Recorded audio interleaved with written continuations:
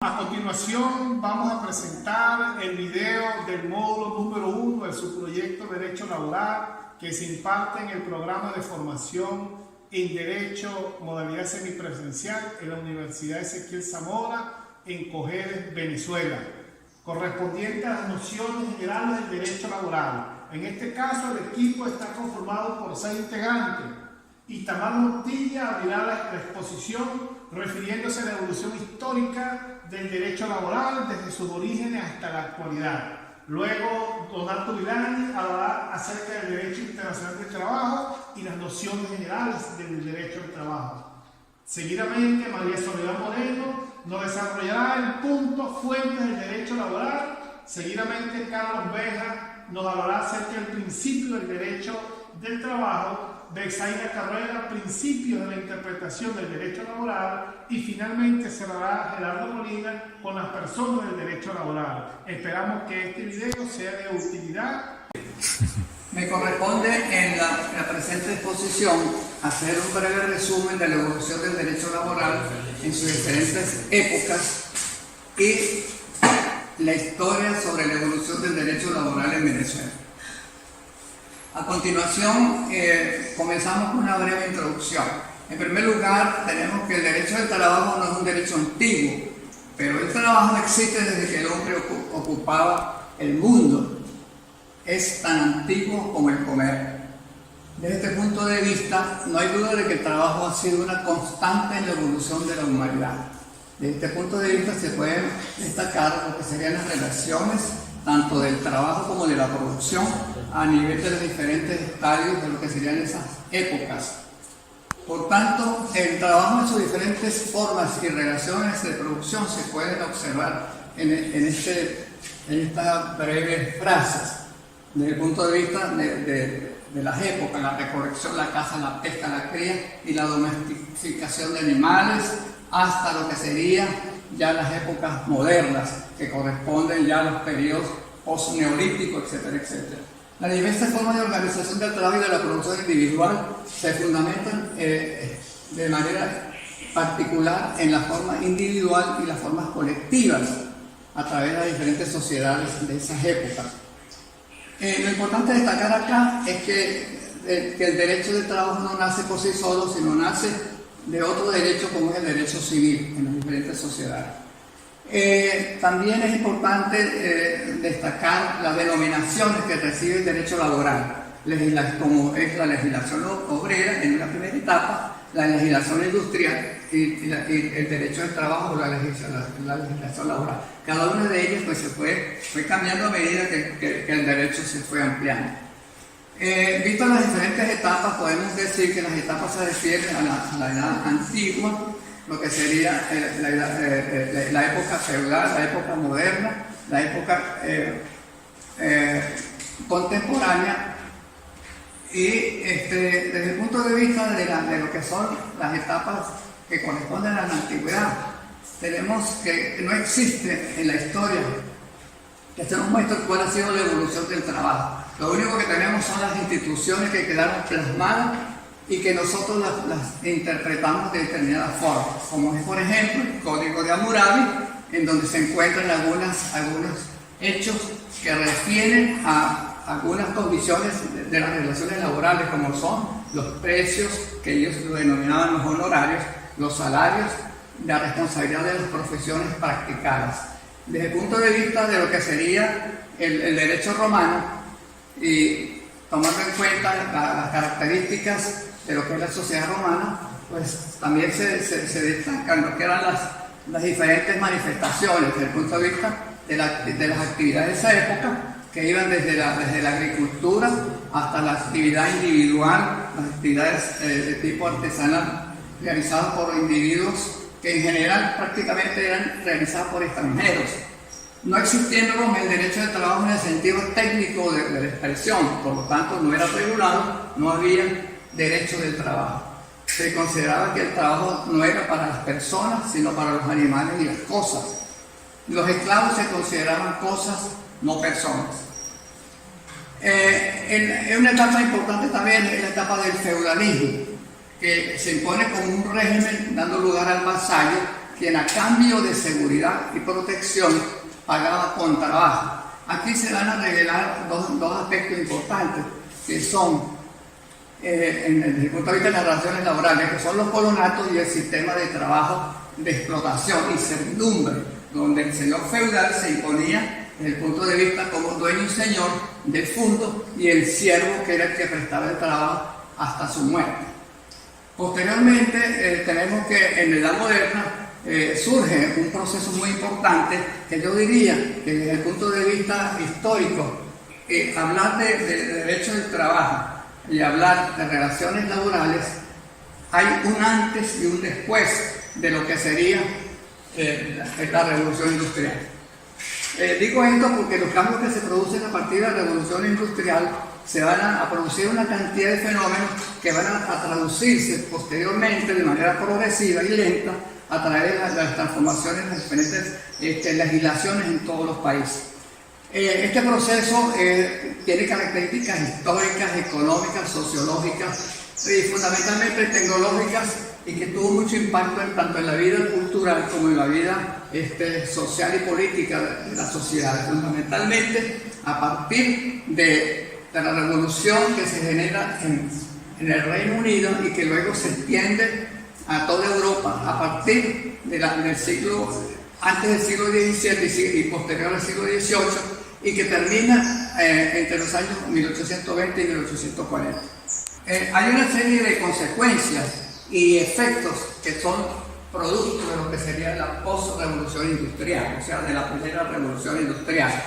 En primer lugar, la concentración de los trabajadores en un mismo lugar de la fábrica, donde se empieza a manifestar el control de parte del empresariado. Es decir, hay una división, hay una separación entre patronos y asalariados desde el punto de vista de lo que son las relaciones laborales. El surgimiento del proceso de división y especialización del trabajo, la mecanización y el pasaje del trabajo manual al trabajo especializado. Una cuestión muy importante que se produce en el Reino Unido y en toda Europa es el éxodo rural de los artesanos y los campesinos hacia las ciudades en búsqueda de nuevos salarios, pero también a través de nuevas formas de explotación que se produce a través de lo que es la utilización de la mujer, de los niños, y lo que sería la relación de producción. La proletarización de la clase obrera, el surgimiento de la clase social denominada burguesía, conjuntamente con otro fenómeno que tiene que ver con un cambio en todos los órdenes desde el punto de vista político y económico.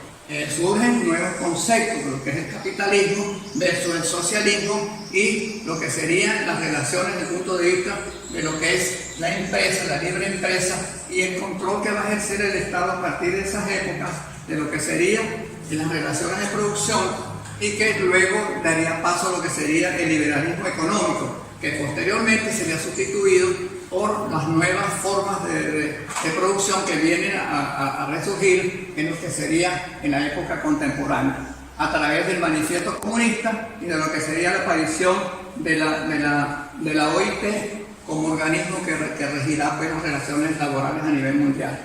Desde el punto de vista de lo que serían los antecedentes de la legislación laboral en Venezuela, se dividen en dos etapas fundamentalmente: lo que sería la colonia en su época, lo que sería antes del descubrimiento, y lo que serían los antecedentes con relación a la época postcolonial. En relación a lo que serían las diferentes leyes o las diferentes formas de cómo la legislación se ha hecho en Venezuela, tenemos que ver que a partir del año 1928 es cuando se genera la primera ley del trabajo. Esta primera ley, por supuesto, cuando con el general Gómez, esa ley prácticamente no tuvo ninguna vigencia y solamente hizo una especie de apreciación sobre lo que había, las recomendaciones de la OIT. Luego la ley del trabajo de 1936, donde sí se recogen verdaderos aspectos sustanciales de lo que sería una ley del trabajo, y donde se establecen normas desde el punto de vista del derecho a la huelga, que hasta ese momento no se habían considerado. Esa ley fue dada en ese momento cuando, en la época en el periodo de transición del general Medina. Luego viene lo que sería la ley orgánica Esa ley va a regir prácticamente casi hasta el año 1985, cuando luego se introduce un nuevo proyecto de trabajo que es la Ley Orgánica del Trabajo, que es aprobada en 1990. Luego surge lo que se llama la Ley de Reforma de la Ley Orgánica del Trabajo en 1997, y por último lo que fue la Ley Orgánica Procesal del Trabajo en el 2002, y por último lo que es actualmente la Ley Orgánica del Trabajo, de la ley, o sea, Ley de los Trabajadores y Trabajadoras. Esta ley lógicamente surge como consecuencia de la aprobación de la Constitución Bolivariana de Venezuela, donde se unifican toda esa serie de aspectos que estaban por separado en los diferentes estudios, y se recopilan desde el punto de vista genérico y tomando en consideración los deberes y las obligaciones del Estado con sus trabajadores y la sociedad venezolana. Ahora continúo con el tema concepto de derecho internacional del trabajo. Derecho internacional del trabajo es la rama del derecho que se ocupa de la regulación internacional del trabajo. El derecho del trabajo es el conjunto de preceptos, normas y leyes de orden público regulador de las relaciones jurídicas que tiene por causa el trabajo, por cuenta y bajo dependencia ajenas, con el objeto de garantizar el pleno desarrollo de la persona humana. Son reglas adoptadas por países para regir de modo más uniforme las relaciones jurídicas laborales de cada uno de ellos. El concepto. El derecho del trabajo es el conjunto de normas positivas referentes a las relaciones entre el capital y la mano de obra, entre empresarios y trabajadores, intelectuales, técnicos de dirección, fiscalización, etcétera, etcétera, en sus aspectos legales, contractuales y consuetudinarios de los dos elementos básicos de la economía. ¿Cuáles son las bases constitucionales? Tenemos el artículo 87 que dice que toda persona tiene derecho al trabajo y el deber de trabajar. El Estado debe garantizar la adopción de las medidas necesarias a los fines de que toda persona pueda obtener ocupación productiva, que le proporcione una existencia digna y decorosa y le garantiza el pleno ejercicio de este derecho. Es fin del Estado fomentar el empleo, entre otras cosas que dice este artículo. Todo patrono o patrona garantizará a sus trabajadores y trabajadoras condiciones de seguridad, higiene y ambiente de trabajo adecuado. Mientras el artículo 88 dice el Estado garantizará la igualdad y equidad de hombres y mujeres en el ejercicio del derecho al trabajo. ¿Seguimos? ¿Qué es la OIT, Organización Internacional del Trabajo? La OIT es un organismo de la ONU que tiene por objetivo la promoción de la justicia social y el reconocimiento de las normas fundamentales del trabajo, la creación de oportunidades de empleo y la mejora de las condiciones laborales en el mundo. Fue fundada en el 1919 y es la única superviviente del Tratado de Versalles, que estableció la Sociedad de Naciones, extinta la Sociedad de Naciones.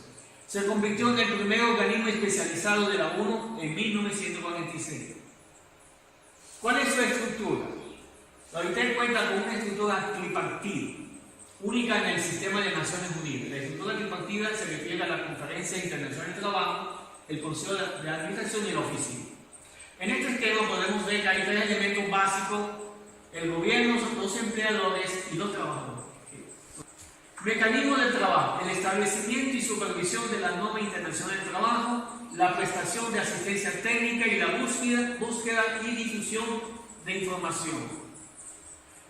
Ámbito de actividad: se encuentra la promoción y el respeto de los principios laborales, la erradicación del trabajo infantil, el cumplimiento de los convenios internacionales, la migración laboral y la dimensión social de la globalización, y el programa de trabajo decente y digno para todos los seres humanos. Son fines muy loables. Convenios y recomendaciones aprobados en el seno de la OIT: Acuerdo de Cooperación Laboral de América del Norte, el Convenio 58 por el que se fija la edad mínima de admisión de los niños al trabajo marítimo, Convenio 100, relativo a la igualdad de remuneración entre la mano de obra masculina y la mano de obra femenina por un trabajo de igual valor. Este punto aún está lejos de convertirse en una realidad. Y convenio 105, relativo a la abolición del trabajo forzoso. ¿Derecho del trabajo es de orden público o es de orden privado? Depende cómo se mide. Unos opinan que para saber si la norma es de derecho público hay que analizar la relación jurídica existente. Será pública si la norma que lo rige es de carácter público. Otros, mientras tanto, dicen que su naturaleza se refiere a los sujetos intervinientes en esta relación, determinando que si los sujetos antedichos son de derecho privado, la relación es de derecho privado y viceversa. El derecho de trabajo, por su naturaleza, es un híbrido, ya que está integrado por normas de derecho público y por normas de derecho privado. ¿Cuáles son sus características? Fíjense, es autónomo, porque tiene sus propias normas, es independiente. Segundo, es dinámico, regula las relaciones jurídicas laborales. Es de gran fuerza expansiva. ¿Qué significa eso? Nació protegiendo a los obreros y luego a los empleados. Es eminentemente clasista.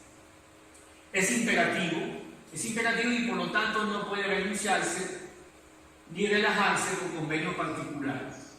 Y es de concreto y actual. ¿Por qué? Porque la normativa está adaptada a la necesidad del país, teniendo en cuenta la diversidad de sexo, los regímenes especiales del trabajo, como por ejemplo el trabajo de menor.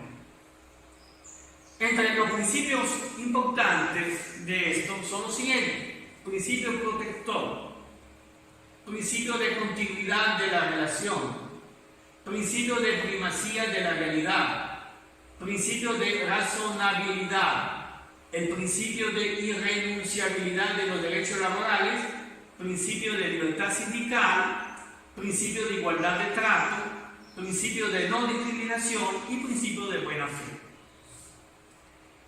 Hablemos un poco de trabajo como hecho social. En el artículo 89, el trabajo es un hecho social y gozará de la protección del Estado. La ley dispondrá lo necesario para mejorar las condiciones materiales, morales e intelectuales de los trabajadores y trabajadoras. Para el cumplimiento de esta obligación, el Estado se establece equidad de los derechos y beneficios laborales. En las relaciones laborales prevalece la realidad sobre las formas o apariencias, y los derechos laborales son irrenunciables. ¿Eso qué significa? Es nula toda acción, acuerdo o convenio que implique renuncia o menoscabo de estos derechos. Solo es posible la transacción y convenimiento al término de la relación laboral, de conformidad con los requisitos que establezca la ley. Y el tercero, cuando hubiera duda acerca de la aplicación o concurrencia de varias normas o de la interpretación de una determinada norma, se aplicará la más favorable al trabajador o trabajadora. La norma adoptada se aplicará en su integridad. Y toda medida o acto del patrono contraria a esta Constitución es nulo y no genera efecto alguno. Se prohíbe todo tipo de discriminación por razones políticas, edad, raza, sexo, credo o por cualquier otra condición. Interesante. Se prohíbe el trabajo de adolescentes en labores que pueden afectar su desarrollo integral. El Estado los protegerá contra cualquier explotación económica y social. Gracias. Pues. Buenos días. En cuanto a las fuentes del derecho laboral. El derecho laboral en Venezuela nace desde la Constitución como un derecho de todas las personas, de todos los ciudadanos de este país. Además, se rige por ciertas leyes donde encontramos como principal la Ley Orgánica del Trabajo, Trabajador y Trabajadoras de Venezuela. Allí mismo, como ley orgánica, tenemos las leyes procesales, las leyes de seguro social y la ley de prevención, convención y medios de ambiente. También tenemos leyes especiales que regulan las cooperativas, dignidad de trabajadores y trabajadoras residenciales.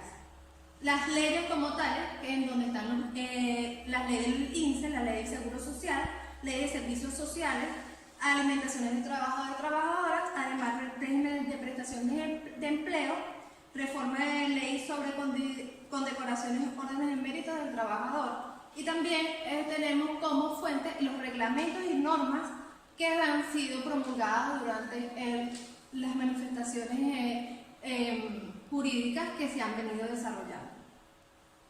Es importante destacar que antes de que existieran estas leyes, que nace en 1928 con la Ley Orgánica del Trabajo, así llamada en ese momento, se regía por las leyes civiles, o sea, el Código Civil de nuestro país. Sin embargo, se ha ido especializando con las otras leyes que ya fueron nombradas ahorita.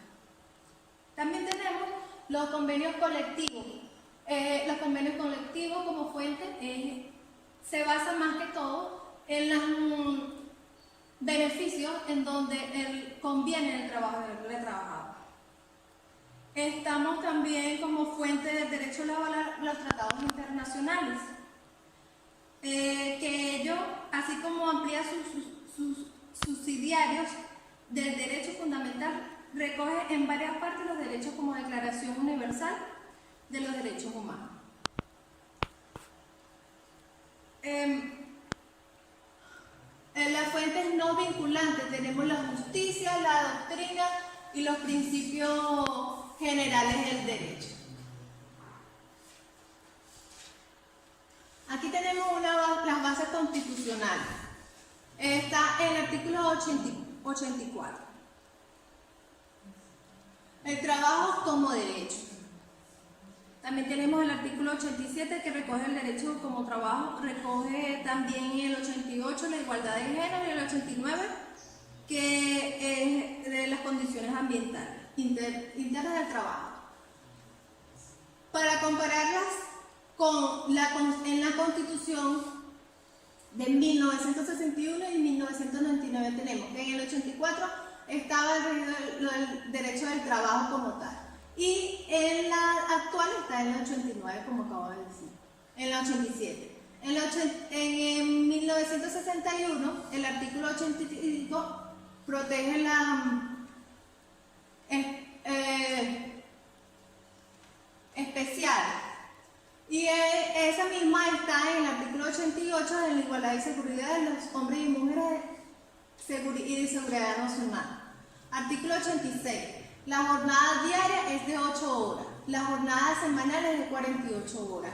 En el artículo 89 baja a 8 horas diarias y semanales 40 horas solamente. El artículo 87, salario justo, lo establece. Y el 91, salario digno. El 88, estabilidad de prestaciones. En el artículo 92, prestaciones sociales, y también el 93, estabilidad laboral. Lo da como más fuerza a lo que se trata en este tema. 3. Saludos. Continuando, en lo referente a el tema tratado, que es el derecho al trabajo, nos encontramos con unos aspectos muy importantes, como son los principios del derecho al trabajo. Estos principios son los que van a regular o van a soportar la legislación en materia laboral a fines de proteger a los individuos en su relación con sus empleadores. Entre estos principios encontramos el artículo 89 de la Constitución de la República Bolivariana de Venezuela, que uno de los principios fundamentales del derecho al trabajo son la intangibilidad y la progresividad. ¿A qué se refiere esto específicamente? Pues generalmente hablando, en cuanto a la intangibilidad, que todos los ciudadanos, todos los individuos tienen el derecho a que sus condiciones laborales sean respetadas, que las mismas no sean atropelladas de manera alguna. En cuanto a la progresividad, que se relaciona un poco en cuanto a la intangibilidad, es que estos derechos laborales que adquieren los individuos en el tiempo deben de ser progresivos, es decir, deben mejorar en el tiempo.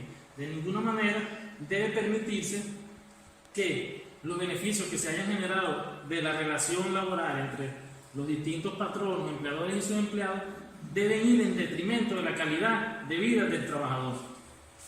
El artículo 89 de la Constitución, en relación con la Ley Orgánica de los Trabajadores y Trabajadoras, lo referente al artículo 89 y al artículo 19 de la Ley Orgánica de los Trabajadores y Trabajadoras, establece la irrenunciabilidad, la igualdad y la no discriminación. ¿A qué se refiere esto? En cuanto a la irrenunciabilidad, quiere decir que ningún trabajador puede de ninguna manera, ni bajo coacción, ni de manera personal, renunciar a los derechos, a sus derechos laborales adquiridos producto de su trabajo, porque eso lo establece la ley, es una ley superior que busca garantizar a todos los trabajadores y trabajadoras que sus derechos sean respetados.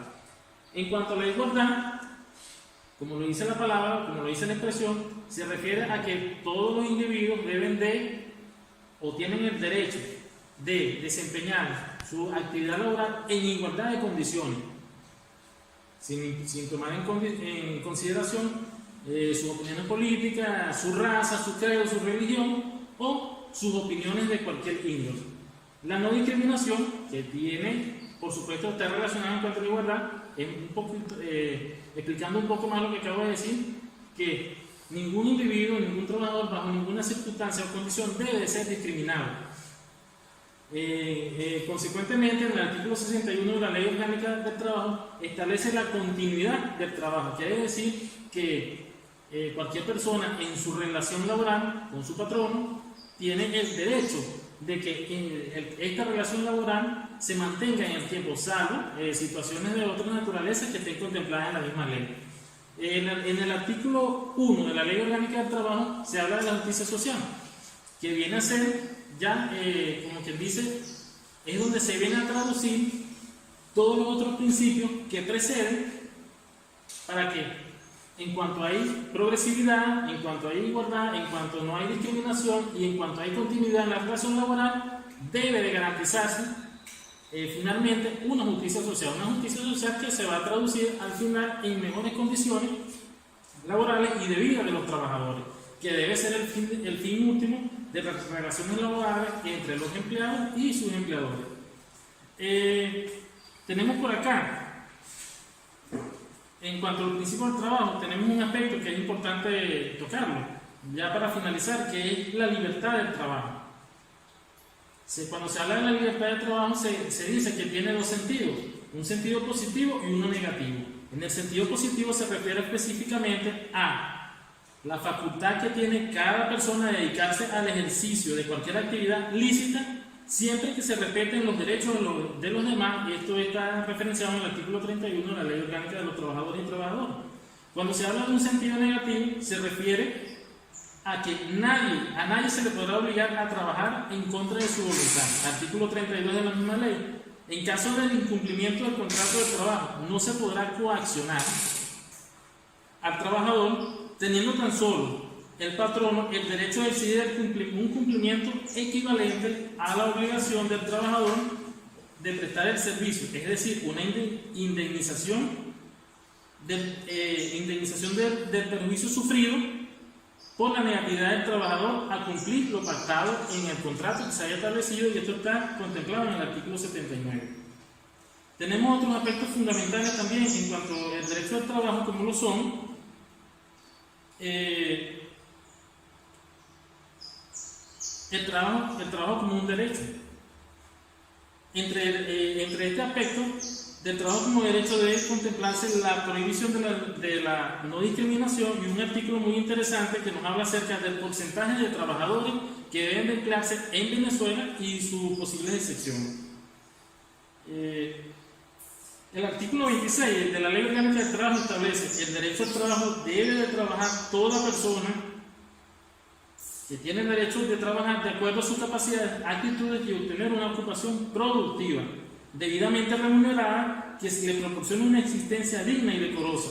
Las personas con discapacidades tienen igualdad de derechos y deber de conformidad con lo establecido en la ley que rige la materia de trabajo, por supuesto. El artículo 21 de esta ley, ya para finalizar, nos habla del principio de no discriminación del trabajo, que es más o menos lo que ya hemos tocado al principio. Y en cuanto al porcentaje, la referencia que hacía hace un momento en cuanto al porcentaje de los trabajadores que establece la ley en Venezuela, nos habla en el artículo 27 que el porcentaje del personal venezolano deberá ser el 90% o más de los trabajadores y de las trabajadoras al servicio de un patrono o de una patrona que ocupen un mínimo de 10. deben de ser venezolanos o venezolanas. Asimismo, las remuneraciones del personal extranjero no excederán más allá del 20% total de las remuneraciones pagadas al resto de los trabajadores y las trabajadoras. Se requerirá la nacionalidad venezolana para ejercer ciertas responsabilidades, tales como jefe de relaciones industriales, personal, capitanes de buques, aeronaves, capataces, quienes ejercerán funciones análogas sin que esto pueda considerarse una discriminación. Esto más o menos lo que busca nuestra ley de trabajo para garantizar, como ya lo dije hace un momento, la estabilidad laboral a los connacionales, sin discriminación de los empleados que sean de nacionalidades extranjeras. Es el trabajo de lo que me correspondía hablar. Muchas gracias. Bueno, continuando con la exposición, me refiero a los principios de interpretación.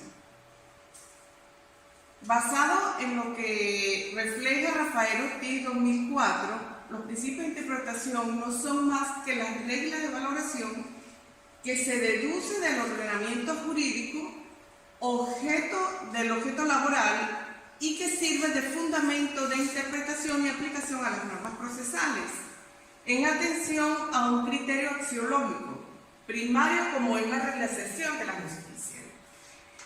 De ahí hacemos referencia a los siguientes principios. Ellos se caracterizan por proteger al más débil. Eso es con relación al principio del indubio pro operatorio. Se caracteriza por, como ya lo dije, de proteger al más débil. En un caso de duda, siempre va a estar protegido a la persona que tenga o que esté a favor del deudor. También se trata de una investigación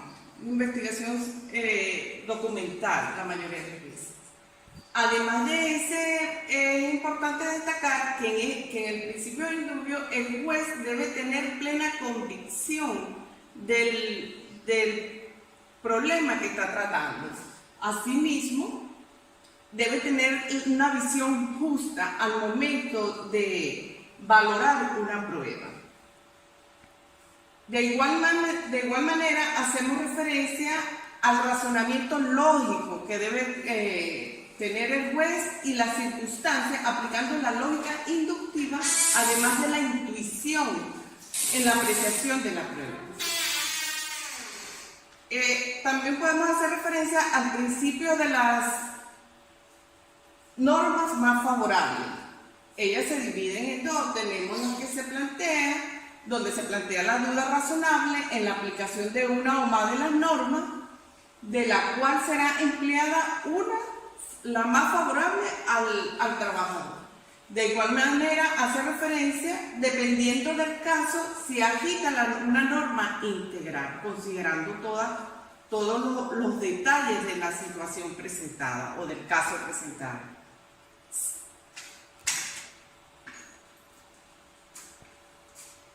Ahora vamos a hablar de los principios de prescripción. Aquí, Massineo cita a Calvo 2011. Él dice que es el medio por el cual el transcurso del tiempo extingue y se pierde el derecho al efecto del ejercicio, siendo el efecto de ella la inactividad del titular. Acá hacemos referencia a las prescripciones en las acciones provenientes de accidentes o enfermedades del trabajador. Es el lapso durante el cual se prescribe a los 2 años aplicando la ley orgánica del trabajo.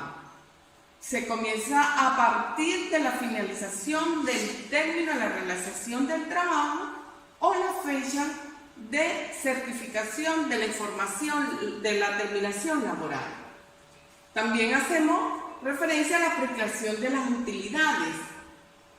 Basada en la ley del trabajo, la podemos citar aquí en su capítulo 6, el artículo 61 y 62, el cual estipula que las cantidades que pueden corresponder a cada trabajador por concepto de su participación en los beneficios del último año de servicio, y se contará a partir de la fecha en el cual sea exigible el beneficio de conformidad con lo dispuesto en el artículo 180, haciendo referencia también a la cantidad que corresponde al trabajador, debiendo cancelarse dentro de 2 meses inmediatamente del día siguiente de haber terminado el ejercicio laboral. También tenemos las interrupciones de las prescripciones, las causas y el efecto. Aquí podemos citar tres más importantes, que tenemos por la introducción de la demanda judicial, aunque se haga ante un juez correspondiente, siempre que el demandado sea notificado antes la expiración del lapso de prescripción o dentro de los 2 meses siguientes. También hacemos referencia por la reclamación intentada ante el organismo ejecutivo competente cuando se trata de la reclamación contra la República u otras instituciones de carácter público. Igualmente citamos, tenemos la reclamación intentada ante una autoridad administrativa del trabajo. Para que la reclamación tenga su efecto, deberá efectuarse la anotación del reclamo ante la expiración del lapso de prescripción o dentro de los meses siguientes, de los 2 meses siguientes. Además de eso, contamos con otras causas señaladas en el Código Civil venezolano. Muchas gracias. Con la disertación acerca de las nociones generales del derecho laboral correspondiente al módulo 1 del subproyecto de derecho laboral de la ONG, me corresponde cerrar este video con el punto destinado a las personas del derecho laboral. Son personas del derecho laboral todos los sujetos físicos o morales sobre los cuales recae el derecho laboral y sobre los cuales se desarrolla una relación laboral. En el derecho laboral tenemos 2 tipos de personas. Hay la persona del trabajador y la persona del patrón. Vamos a explicar la primera persona, el trabajador. El trabajador reúne los siguientes criterios. Lo número 1 es que debe prestar un servicio, bien sea material o bien sea intelectual. Número 2, debe recibir o percibir una remuneración por ese servicio. Y número 3, debe estar en una relación de subordinación. Esos son los 3 criterios que definen a un trabajador. Y nos encontramos varios tipos de trabajadores. El primer tipo de trabajador es el trabajador dependiente. Es aquel que depende de un patrón a través del cual recibe una paga o salario. Están los trabajadores independientes, que son los trabajadores que trabajan por su propia cuenta. También tenemos los trabajadores de la vigilancia, que tienen un régimen especial de trabajo laboral. Están también los trabajadores de confianza o de líderes de remoción o de dirección, que son aquellos que están bajo la facultad, la potestad del jefe inmediato de dejarlo o de sustituirlo en su trabajo. Entonces, esta es la primera persona. La segunda persona que tenemos es el patrono. El patrono se entiende por patrono de acuerdo al artículo 40 de la vigente Ley Orgánica del Trabajo, Trabajador y Trabajadora. Se entiende a toda persona natural o jurídica que tenga bajo su dependencia uno o más trabajadores o trabajadoras en virtud de una relación laboral en el proceso social del trabajo. Puede ser patrón, por lo tanto, el Estado, porque el Estado mantiene muchísimo personal bajo su dependencia, los cuales le pagan una remuneración por el servicio prestado y está en una relación de sujeción en relación al Estado. También puede ser patrón una empresa, el propietario de una empresa, el propietario de una finca, todo el propietario de una unidad de producción, bien sea de industria, bien sea de comercio, bien sea de agricultura, de servicio, que tenga una empresa y que tenga bajo su responsabilidad uno o más trabajadores. Ese es el patrón. Patrón es el que mantiene bajo una relación de dependencia a uno o más trabajadores. Con eso cerramos la exposición. Muchas gracias y que éxitos.